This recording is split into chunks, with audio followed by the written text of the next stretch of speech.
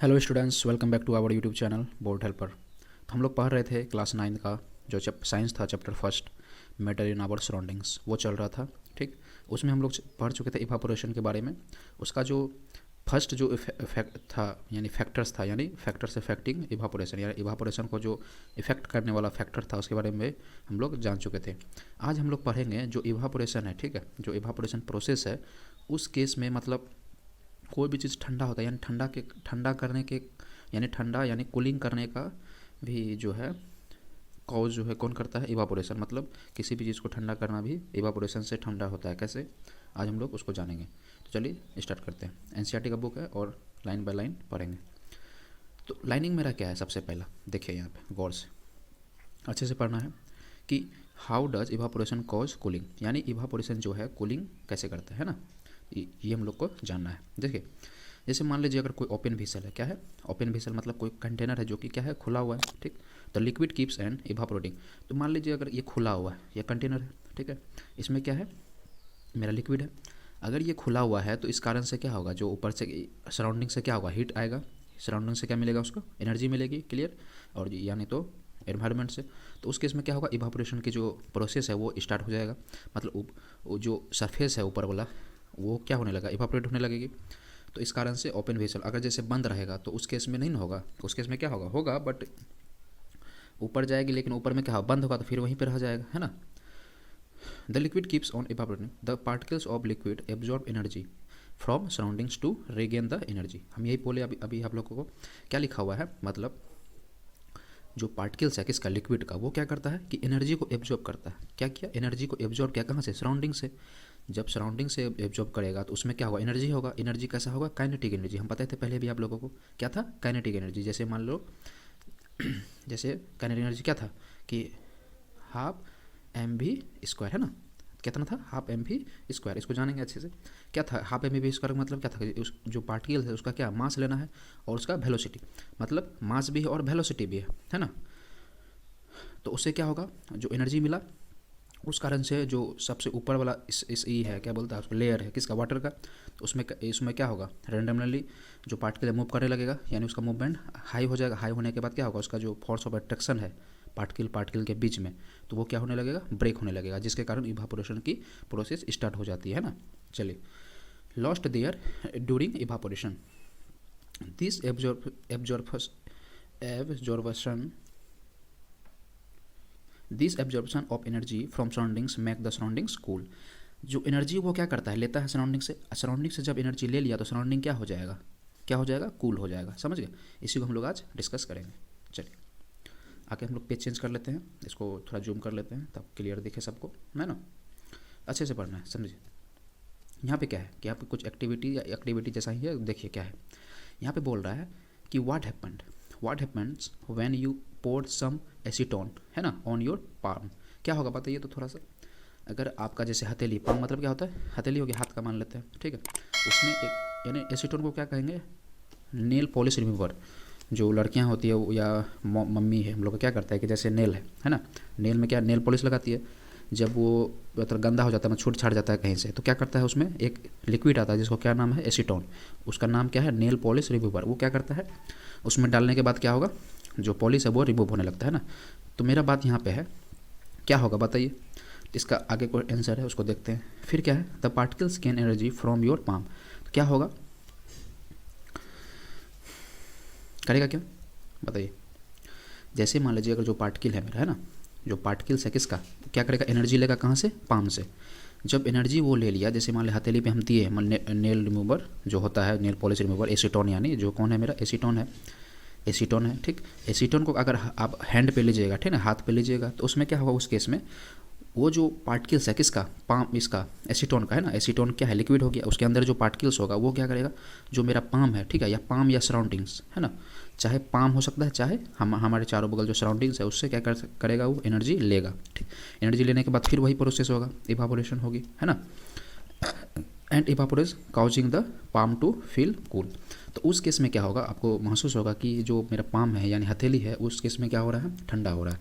तो ठंडा क्यों हो गया, तो ठंडा होने का मेन कारण क्या था कि मेरा काइनेटिक एनर्जी क्या था, जो काइनेटिक एनर्जी के कारण जो पार्टिकल्स है उसका मूवमेंट बढ़ गया।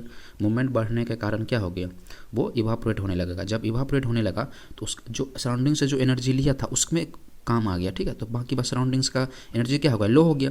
जैसे ही लो हुआ तो इसका मतलब क्या हो गया, वो ठंडा होने लगा। चाहे मेरा पाम चाहे सराउंडिंग्स, वो क्या होने लगेगा, ठंडा लगता है। इसीलिए हम लोगों को जब एसीटोन मतलब पाम में लेते हैं तो उस केस में क्या हो जाता है, हमको ठंडा महसूस होती है ना।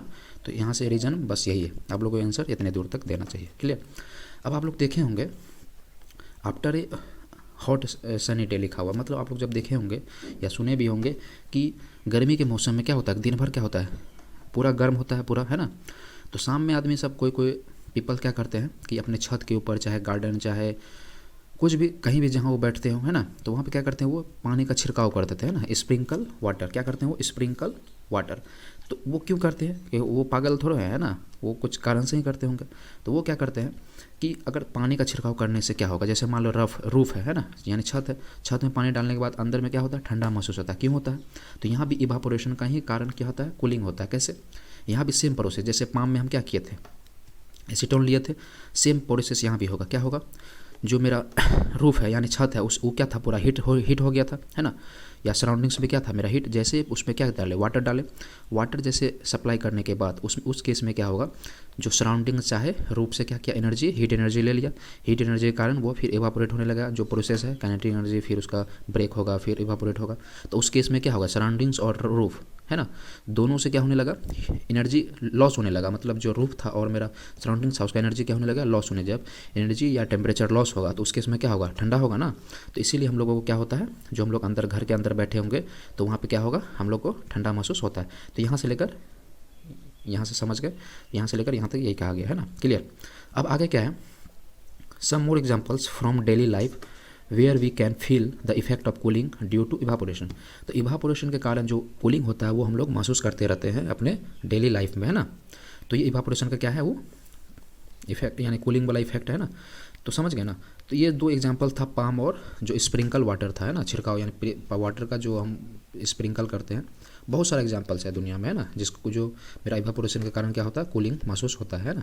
जैसे मान लीजिए गर्मी का मौसम में क्या होता है, यहाँ पे लिखा हुआ है क्या, why should we wear cotton clothes in summer.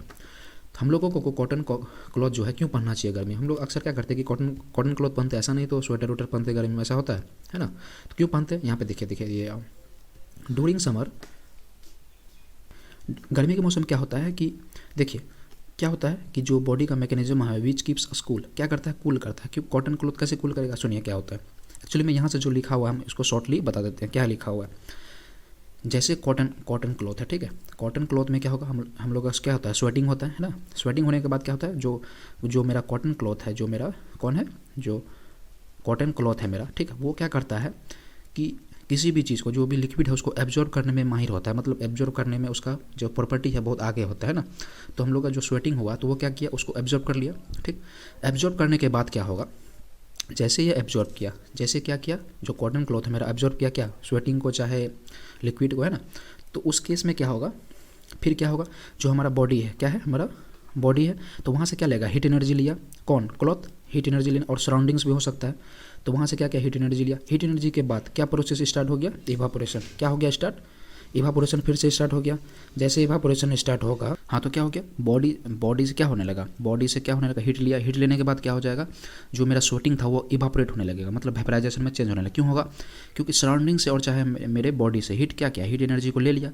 जैसे हीट एनर्जी को लेगा तो उस केस में क्या किया, बॉडी का टेम्परेचर यानी लो हो गया। तो उस केस में हम लोगों को क्या होता है, ठंडा महसूस होता है। इसीलिए यहाँ पे लिखा हुआ था कि कॉटन क्लॉथ से हम लोगों को क्या होगा, हम लोगों को क्या होने लगता है, कूल यानी कूलिंग वाला इफेक्ट होने लगता है। तो यहाँ पे लिखा हुआ है being a good absorb of water helps in absorbing the sweat, है ना, and expanding it is the atmosphere for the easy evaporation. तो यहाँ से आप लोग अच्छे तरीके से समझ लिए होंगे। तो कहने का मतलब क्या हो गया, जैसे गर्मी के मौसम भी हम लोगों को कॉटन क्लॉथ बांधते हैं, कॉटन क्लॉथ में एब्जॉर्प्शन होता है, यानी किसी भी चीज़ को सोखने में काम आता है ना। वाटर लिक्विड को तुरंत सोख लेता है। सोखने के बाद क्या हो गया, जो हमारा बॉडी था उससे या सराउंडिंग से क्या किया, हीट एनर्जी ले लिया। हीट एनर्जी लेने के बाद उस केस में क्या हो जाएगा, जो बॉडी का टेम्परेचर था वो लो हो जाएगा। लो होने के बाद क्या हो जाएगा, उसका हमको ठंडा फीलिंग होने लगेगी, है ना, धीरे धीरे। तो इवापोरेशन यहाँ तक है।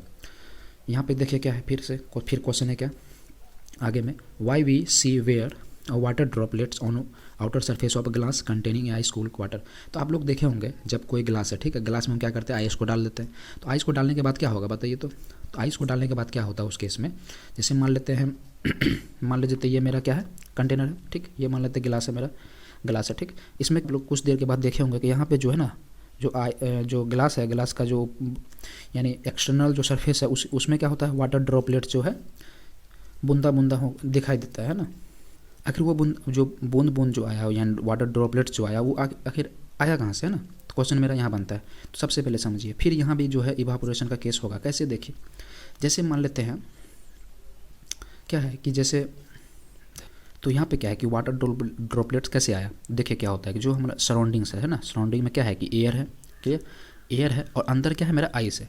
तो अंदर जब आइस है और बाहर में क्या है, एयर है, तो एयर जैसे कांटेक्ट में आता है जो ग्लास का जो सरफेस पे, मतलब एक्सटर्नल सरफेस में जैसे कांटेक्ट में आता है, तो उसका एनर्जी क्या होता है, जैसे मान लीजिए अगर वाटर है, ठीक है, वाटर का एनर्जी, वाटर में जब ज़्यादा एनर्जी देंगे, है ना, नहीं सॉरी, वाटर का अगर एनर्जी लो हो जाए, एनर्जी क्या हो जाए, लो हो जाए, तो अगर एनर्जी जैसे वाटर का लो होगा तो उस केस में क्या होगा, वो स्टेट चेंज करने लगेगा, मतलब गैस से क्या हो जाएगा, यानी वाटर वेपर, ये सॉरी हम क्या बोल रहे हैं कि जैसे एयर में क्या होता है, वाटर यानी वाटर वेपर के रूप में होता है।